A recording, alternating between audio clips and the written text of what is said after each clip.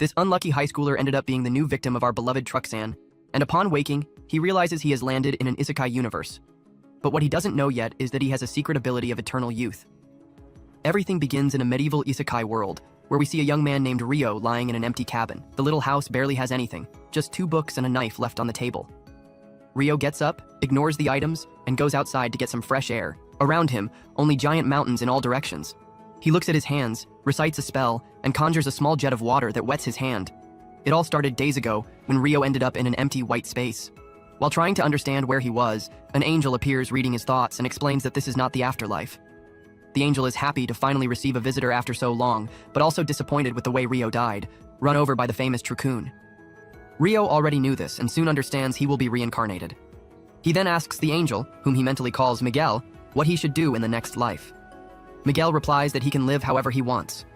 Ryo's wish has always been a peaceful, emotionless life. With the angel's blessing, he prepares to be reborn in the magical world of Fi. Before sending him, Miguel shares more details about Fi. There, only 20% of the population knows how to use magic. And in Ryo's case, he has talent with the water element since he asked for a calm routine. Miguel transports him to the Rondo Forest and settles him in a small house. He also leaves food for 2 months inside an igloo.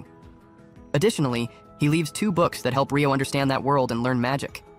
After reading one of them, he discovers how to summon water from nothing. For now, he doesn't need to worry about monsters, as Miguel placed a magical barrier around the cabin. Ryo keeps practicing his magic and manages to form a water sphere just with his mind, without needing to recite spells. Pretty handy for the story's hero. With this power, he fills the bathtub with clean water, which is kind of gross, since technically it comes from his body. The water is cold, so now he needs to heat it up. He tries to light a fire with that archaic and ineffective method of humanity.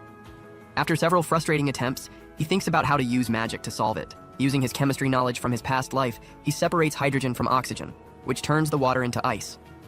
He uses this ice to focus sunlight as if it were a lens, and finally manages to make fire. With that, he heats the water and takes a bath. More relaxed, he realizes he could have created hot water directly by doing the opposite process of what he used for ice, but he leaves that for later. Now, it's dinner time. During the meal, he notices he will soon need to hunt since the supplies will run out. But he feels uneasy because there are monsters outside, and with that little knife left by Miguel, he won't manage. So he needs to learn defense magic too. The next day, he tries his first magic attack, a water sphere, but it doesn't hurt the tree he aimed at. Then he adapts the spell, sharpening the sphere until it turns into an arrow. Only after several hours practicing does he manage to release the weakest version of the water jet spell, which, to be honest, still doesn't do any damage to the poor tree. The following day, he tries to improve his ice magic since the water magic was useless for battle. Carefully, he shapes an ice crystal but can't float it, because controlling ice is much harder than handling water. Still, after a lot of training, Ryo starts to summon several ice crystals at the same time, but still misses the tree with all of them. After days of testing, he learns to form crystals instantly, but the power is still too weak to use them as weapons.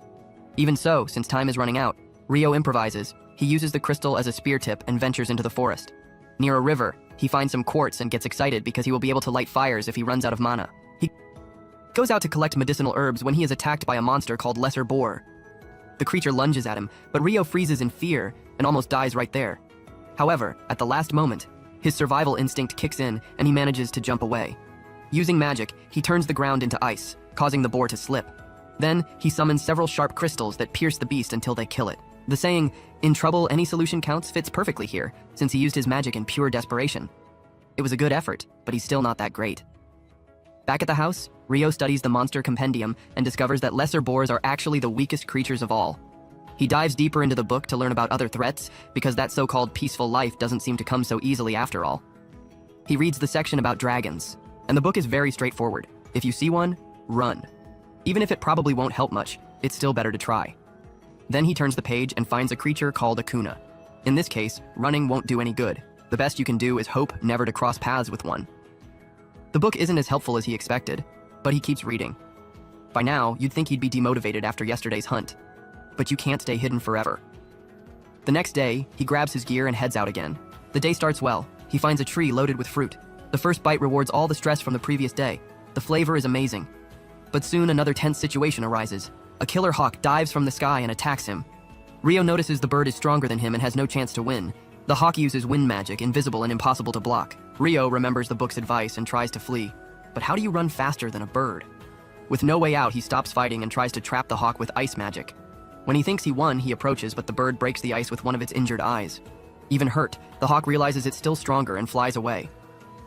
Rio breathes a sigh of relief and collapses on the ground, complaining that this so-called calm life is anything but calm. He tries to head back home but realizes he's lost after fleeing the hawk. While walking through the forest, he encounters something terrifying. A Dullahan, headless and with smoke coming out of its neck. The creature tends to its horse.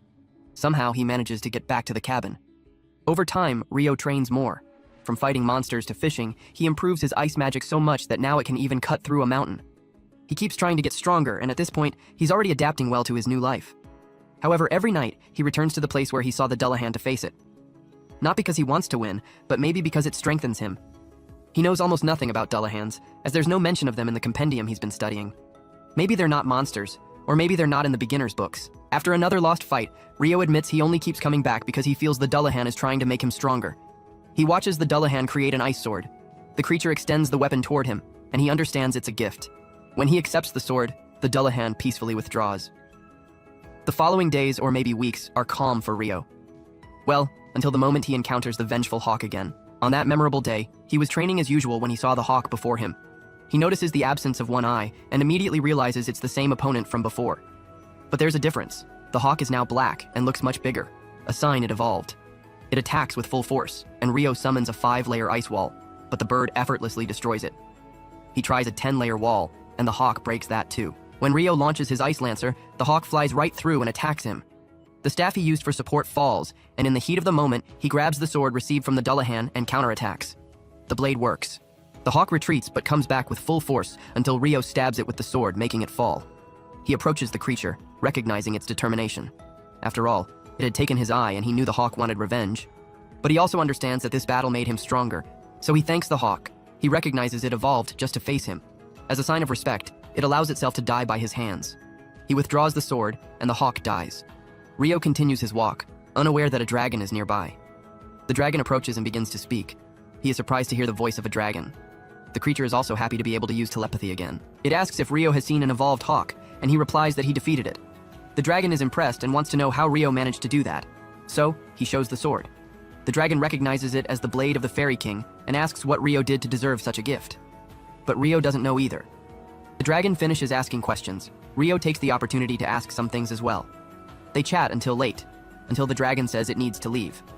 Before going, Rio says his name, and the dragon reveals that it is called Lewin. Rio is truly enjoying his new life. So much so that the angel responsible for his reincarnation checks his records again and notices that he overlooked something important. Rio possesses a secret ability in this new world, something the angel didn't realize because the last being he sent didn't have this gift. It's the gift of eternal youth. Now the question is, how will Rio use this power, and what does it really mean for him? By the riverside, a red-haired boy lies motionless on the sand. Who could he be? During one of his morning searches for seafood along the coast, Rio comes across the wreckage of a boat, which completes his kind of solitary arc. Beside the boat, he finds the body of a man. He checks his vital signs and confirms that his essence no longer belongs to this world. Soon after, Rio notices another man on the other side of the destroyed vessel. His name is Abel. To his relief, Abel is alive and still breathing. A bit of context, Abel and some others were traveling on that boat when a brutal storm struck them by surprise. Amid the chaos, a colossal sea creature, resembling a giant octopus, emerged from the depths and attacked, splitting the vessel in two and dragging everyone to the wreck. Fortunately, the tragedy occurred near the coast, allowing their bodies to be washed ashore. Rio then carries the unconscious Abel to his home and leaves to perform household chores. Meanwhile, Abel wakes up confused, trying to understand where he is. Leaving the cabin, he finds a flower garden and a stone path leading to the forest, all made by Rio. Rio returns and expresses sincere relief upon seeing Abel awake, even without knowing who he truly is. Abel in turn is surprised. He hadn't sensed Rio's presence, which makes him wonder if Rio has some special ability to perceive his surroundings. What intrigues him most, however, is the life Rio leads, almost like a committed castaway. He considers asking if Rio is some kind of hermit who lives without clothes, but decides to hold back to avoid sounding rude. Instead, he politely introduces himself and expresses gratitude, believing that Rio saved him. Rio responds humbly, saying he merely brought him there. With a more serious expression, Rio reveals that the other crew members did not survive. Abel tells him not to feel guilty, confessing that the others were smugglers. Before he can elaborate, his stomach growls, and Rio suggests they continue the conversation over a meal. Now closer, Abel asks if Rio really has no clothes. Rio explains that he can't sew anything due to a lack of materials like thread and fabric. Abel then suggests buying some in a nearby town, but quickly realizes that Rio probably has no resources, living like an exile. Still, Abel doesn't know exactly where they are, only imagining that there might be villages nearby. Rio clarifies that there are no settlements around, which is why he lives such an isolated life.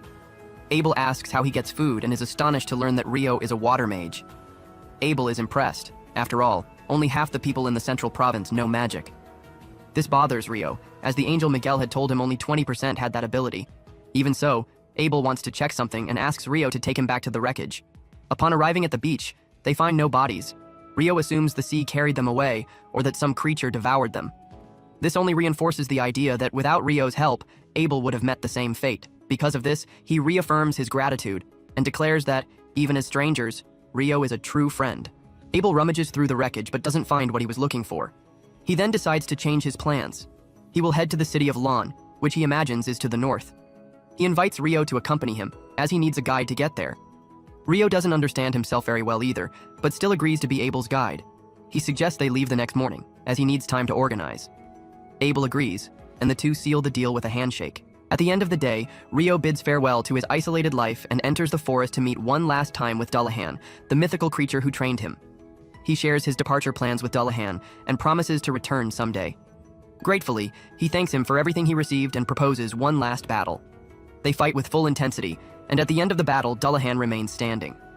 At the farewell, Dullahan offers a gift, clothes worthy of a protagonist, ending Rio's wanderer phase. The next morning, wearing his new outfit, Rio begins his journey north alongside Abel, leaving behind his solitary routine. Along the way, they encounter a wild boar. Abel, even without mastering magic, uses a sword technique that enhances his movements and slays the animal with a precise blow. The forest seems endless, and by nightfall, they camp under a huge tree. The next day, they reach a lake, where they see two lizard men in an intimate moment from a distance. Abel avoids confrontation, knowing these creatures are powerful, and the two detour to the left. But Rio, using his sensory ability, senses beings approaching rapidly. He suspects the lizardmen notice their presence. Abel asks Rio to stay behind him, but Rio refuses, sensing the number of approaching enemies. Abel doubts the effectiveness of magic without a staff, but Rio surprises him by demonstrating that he needs no artifact, not even incantations. Immediately, he conjures ice crystals and hurls them at four lizardmen, defeating them in seconds. In an instant, the battle Abel couldn't have won is resolved effortlessly by Rio. Impressed, Abel asks about the spell used, which he has never seen before. Rio, modestly, says it was just a water spear, nothing special. But Abel disagrees, clearly having seen Rio summon 4 spears at once, something no mage is capable of according to him. Rio admits he didn't know about that limitation and tries to change the subject. Abel insists, saying that at least for wind mages, that rule applies. Rio then reminds him that he is a water mage. Before resuming the walk, Rio conjures drinking water with a gesture and offers it to Abel, saying they still have a long journey and need to stay hydrated. Abel accepts, but again something unsettles him. Rio's spells are very different from what he's used to. However, Rio leaves no room for discussion. They move on, and already approaching Luna, Abel gives Rio a coin usable in the city. Rio is moved. It's the first time he's held money since arriving in that world. Seeing his reaction, Abel explains that there are different types of coins, and this one belongs to the kingdom of Knightly, of which Luna is a part. He also mentions the other 2 cities that make up this kingdom, the Hondolo Federation and the Duhi Empire. As soon as Abel mentions Duhi, Rio stops walking. Abel suspects Rio might have some connection with the city and asks directly. Rio says no, but was caught off guard by the name. The sound doesn't please him. He imagines how odd it would be to introduce himself as a member of that place. Fortunately, he does not belong to that city. They continue traveling, commenting on this, until they pass some rocks. Abel notices one of them moving. He attacks immediately, and Rio follows, but they soon realize they've entered a stone golem nest. One of the golems tries to reconstruct itself. Abel attacks with his blade, but the monster regenerates easily. Realizing that the sword is ineffective, Rio summons a 10-layered ice formation and hurls it at 2 golems. The magic destroys them. He repeats the attack on the others. Upon reaching the last one, he notices it is motionless, lying on its back. He concludes that the golems absorb energy from the ground and, in that position, are powerless. Under one of them, they find a magic core. Abel recognizes that these golems must have annihilated many creatures, and the cores are valuable. They decide to take the item as a battle reward.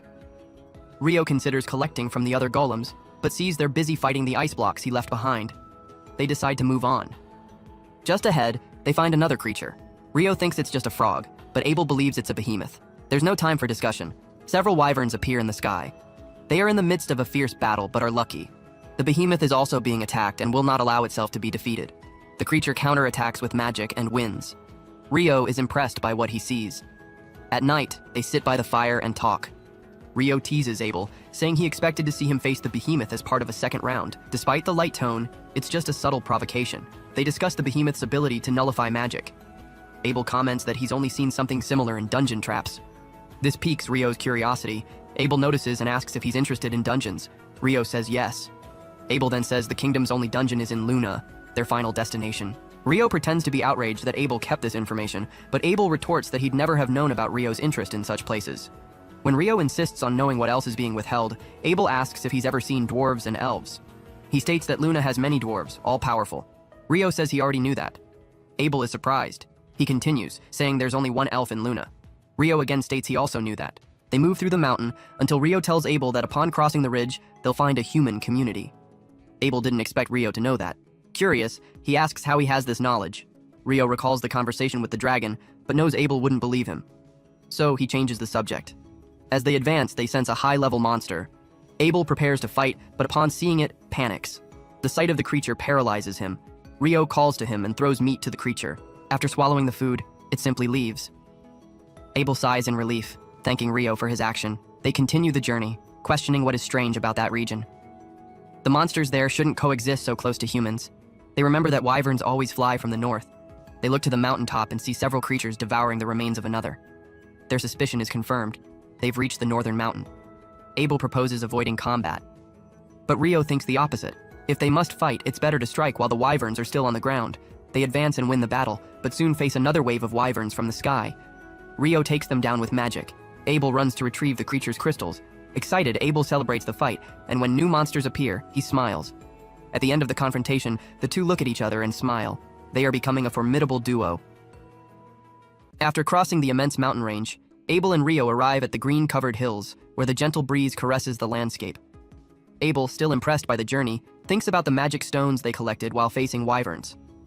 These stones are worth a good amount of money, and will make a difference when they reach the Empire. Rio suddenly seems uneasy, and asks which kingdom they are heading to. He says any place is fine, as long as it's not the Debi Empire. Abel, curious, explains that the Debi Empire is further north, and Rio lets out a relieved sigh. Intrigued, Abel asks if there's a problem with the Empire. Rio calmly replies that it's nothing against the people or the place, but the name itself makes him uncomfortable, as if it carries a shadow he prefers to avoid. Abel finds that strange but drops the subject. Suddenly, Rio points to a road cutting across the horizon. Abel watches the path and feels that the mountain range they just crossed had something special, almost mysterious. When Rio asks what he's thinking about, Abel dodges the question, saying it's nothing, and explains that the road will take them to a nearby city. Rio gets excited at the idea of sleeping in a real bed after such tough days. Abel, in a serious tone, suggests he take the opportunity to try the local food, which is known for its unique flavors. When night falls, they arrive in the city and settle into a simple but cozy inn. During dinner, Abel recommends that Rio register with the Adventurers Guild. He explains that the guild card works as an official document and also exempts Rio from paying entrance fees in other cities. To emphasize, Abel mentions that he paid a silver coin to cover Rio's entry into the city, a gesture that shows his friendship. Rio thanks him with a slight smile, keeping a respectful tone. Abel goes on to explain that with the guild card, Rio will be able to sell the magic stones and monster materials to the guild at a fair price, since only alchemists know how to properly use those items. Rio gets curious about alchemists, but before he can ask, the waitress brings the food. A plate of hot, fragrant curry rice leaves Rio speechless. The flavor transports him to distant memories of Japan, as if he had traveled back in time. How could something so familiar exist in this world?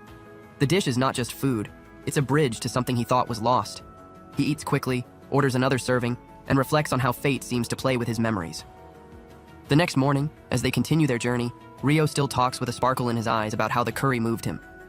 Abel, more reserved, seems to be hiding something when Rio asks about other city secrets, like places to eat sweets. Abel says he doesn't like desserts, which intrigues Rio, but he doesn't press the matter. The journey continues, and soon they reach the city of Lan, surrounded by wheat fields that dance in the wind. At the city gate, the guard Nimmer recognizes Abel and is shocked to see him. He had been declared missing months ago. Abel explains with gratitude that he returned thanks to Rio. Nimmer, moved, shakes Rio's hand firmly, thanking him for saving his friend. Already in the city, Abel insists they go straight to the Adventurers Guild. He says that with his recommendation, Rio can start as a rank D adventurer, which is rare for newcomers, who usually start at the lower ranks. At the guild, Abel's arrival is a celebration. People surround him, happy for his return, as if he were a living legend. Seeing this, Rio feels proud to know that Abel is so cherished. To give his friend space, he steps outside for some air in the busy streets. Suddenly, Rio crosses paths with a delicate-featured elf with pointed ears that stand out. She looks at his coat and, surprised, says it's a rare gift from the Fairy King, as if Rio had a special connection with him. Rio, confused, doesn't understand what she means. Before he can ask, the elf says she's in a hurry but hopes to see him again. Still trying to make sense of the encounter, Rio is called by Abel, who takes him back to the guild. There, Abel introduces him to everyone as the man who saved his life. The people's gratitude moves Rio, who begins to feel the weight of his actions. At the guild reception, Abel asks that Rio be registered as a rank D adventurer, based on his recommendation. The receptionist, surprised, says that no one from Abel's group has ever recommended anyone before, which makes the request special. She warns that Rio will still need to show his strength to confirm the rank, but Abel firmly says he wants to speak directly with the guildmaster to resolve it. The receptionist asks Rio to wait a moment, and soon the guildmaster, Hugh, appears in a hurry, with a look of astonishment upon hearing that Abel is back. Abel introduces him to Rio and explains that he wants him to take the test to determine his rank. Hugh, with a serious look, says it will be necessary to test Rio's strength. Abel, confident, states that Rio is stronger than he is, which leaves Hugh in disbelief. To prove it, Abel shows the magic stones they collected from the wyverns. Hugh is stunned. He explains that the amount of stones indicates they defeated enough wyverns to devastate an entire kingdom. Abel calmly says there's no need for alarm, as the wyverns were hunted south of the Malevolent Mountains. Rio, curious, asks if the mountain's name has any special meaning. Hugh replies that the Malevolent Mountains are so dangerous that not even the most experienced adventurers venture there without a very strong reason. He can't believe that Rio and Abel are the first to cross them alive. Impressed, Hugh agrees to register Rio as a rank D without requiring the test. At that moment, Abel's companions enter the room, moved to see the friend they believed was lost forever. Hugh, realizing the moment, decides to let the group reunite and takes Rio outside, toward the registration process. Before they leave, Abel asks Rio to wait for him at the reception after he's done, because he wants to take him to a special place. In Hugh's office, he explains that Abel's group, called Crimson Sword, is one of the strongest and most respected in the guild. Rio isn't surprised, but starts to wonder if he truly deserves to start as rank D. Hugh firmly says he knows Abel's talent, but knows he wouldn't defeat a wyvern alone. That proves Rio played a crucial role in the battle, which qualifies him for rank D. The receptionist, Nina, enters the office with the equipment to register Rio. Hugh leaves the process to her, since he has paperwork to take care of. Nina introduces herself with a gentle smile and begins asking basic questions for the registration. She explains that during the first 300 days, Rio can stay in the guild's lodging, but afterward he'll need to find another place to live. Then, she mentions a dungeon exploration course offered to new adventurers. Rio, interested, says he wants to sign up. Nina instructs him to come to the meeting hall 2 days later at 9 a.m. Rio is surprised to learn there are clocks in this world, which makes him reflect on the similarities to Earth. Nina proceeds with the registration, asking Rio to place his hand on a crystal. The device scans his data and records it onto a metal plate, which becomes his guild card. Nina congratulates Rio for officially becoming an adventurer, and with that, they leave the office. Soon after, Abel takes Rio on a walk around the city, saying he wants to buy him new clothes and a staff as thanks for accompanying him. Rio is grateful for the clothes but questions the staff, explaining that he can use magic without tools and prefers his sword for close combat. He shows the small knife he carries, revealing it's actually his sword. Abel, surprised, is even more impressed when Rio says he doesn't need a staff to fight.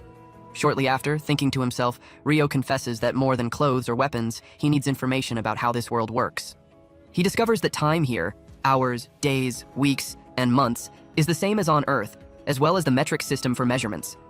He concludes that someone from Earth must have passed through this world long ago, leaving traces that explain so many similarities. Meanwhile, Abel returns from the store after paying for Rio's purchases. He says the big moment of the day is still to come. He takes Rio to a huge inn, where all the guild friends are gathered to celebrate his return. The night is marked by conversations and shared memories, a celebration of reunion in life. The next morning, Rio has a brutal hangover and feels like he was run over by a wagon. Nina shows up to take Rio from the inn and bring him to the guild lodging. There, he meets 2 other rookie adventurers, Niels with brown hair and Ido, blonde. They welcome him kindly into the shared room. When Nina leaves, Niels starts talking about how much he likes her, but Ido cuts him off, telling him not to dream too big. Then, Ido strikes up a conversation with Rio, explaining what life in the lodging is like. Suddenly, Nina returns with another adventurer, Eamon, who introduces himself shyly. The four young men begin to connect, sharing stories and expectations, forming bonds that promise to grow over time. Meanwhile, Rin is in disbelief about Abel's story. She claims it's impossible for anyone to launch giant ice stakes like Rio did, and completely doubts his reports. She also emphasizes that a caster can only cast spells close to their own body, and casting at a distance would be impossible, something that, according to her, is just basic common sense. Lihia asks Rin to calm down and says she believes Abel's story. Rin takes a deep breath and calms down a bit, but still finds the idea of someone defeating wyverns absurd, since those creatures have a magical wind aura around their bodies that deflects magical attacks. Abel agrees with her, but since he saw with his own eyes Rio's magic taking down the wyverns, all he can do is accept reality. Lihia then comments that the only one capable of such a feat would be the Infernal Mage, the one who defeated wyverns and destroyed entire cities with a single spell. For her, even comparing Rio to that mage is already absurd. Even so, Lihia admits that Rio is quite a find, but warns that if he ever turned against them, the worst-case scenario would be an alliance between him and the Empire. Abel, however, believes that Rio would never do that, and he has a simple reason to believe so: the name of the Debi Empire. Everyone around falls silent. No one understands anything.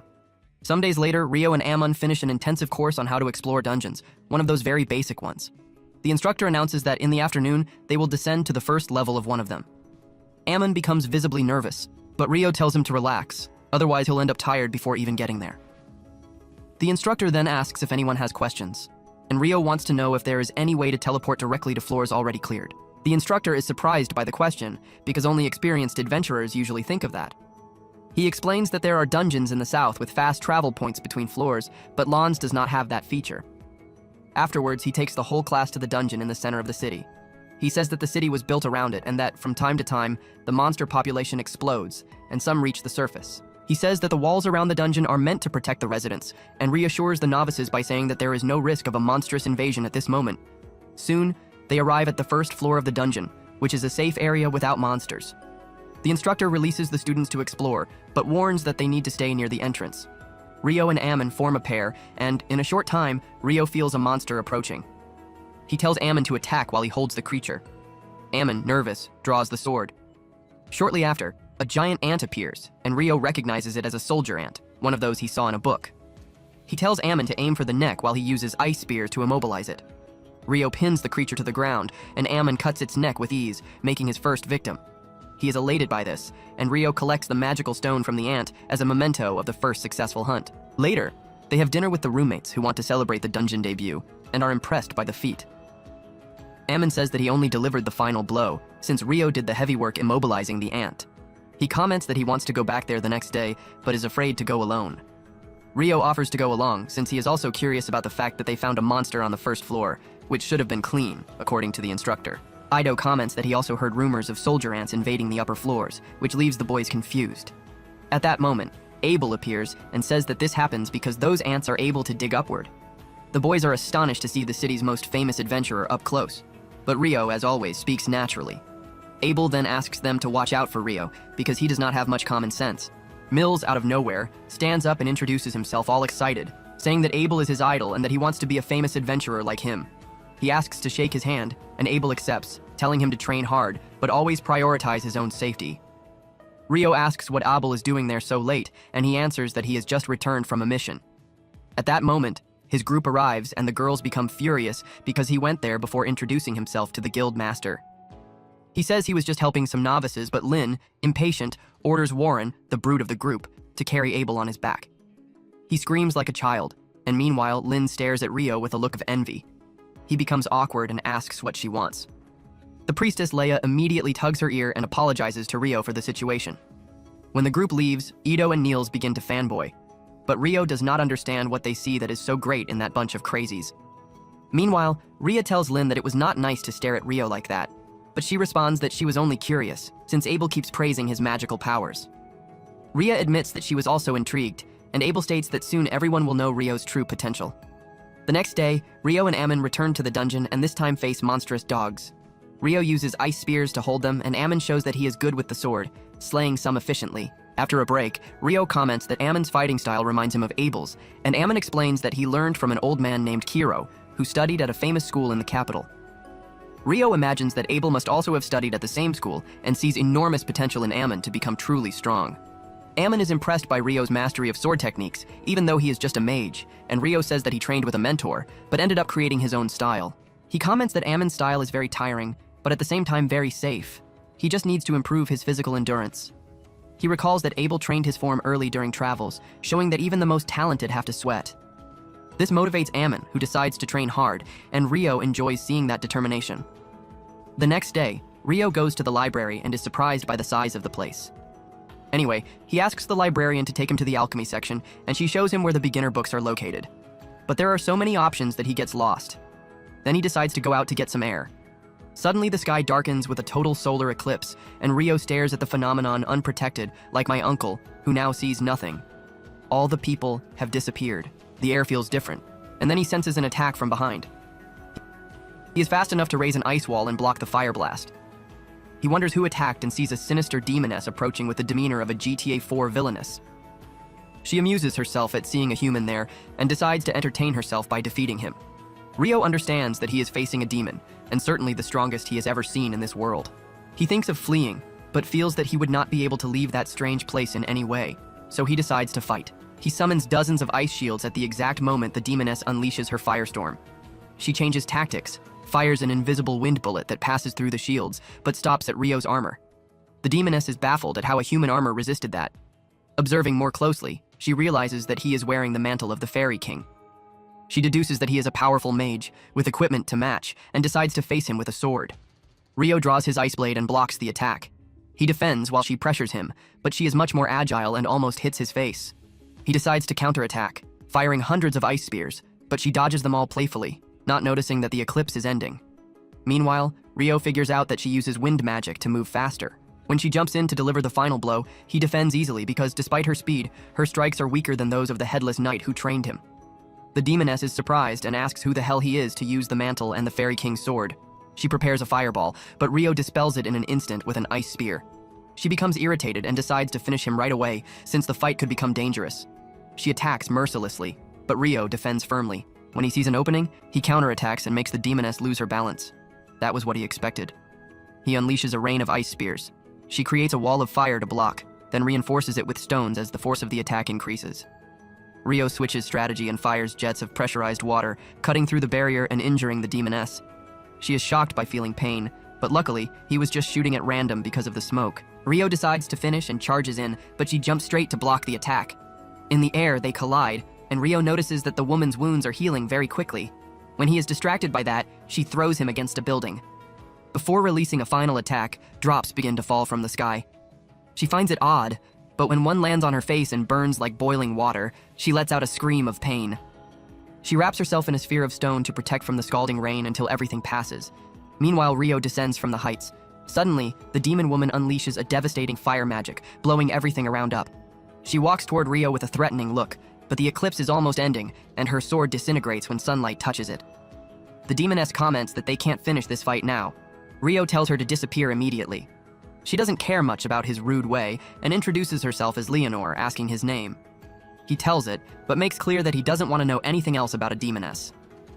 Leonor is surprised that he knows demons, and thinks she should have finished him instead of enjoying the battle.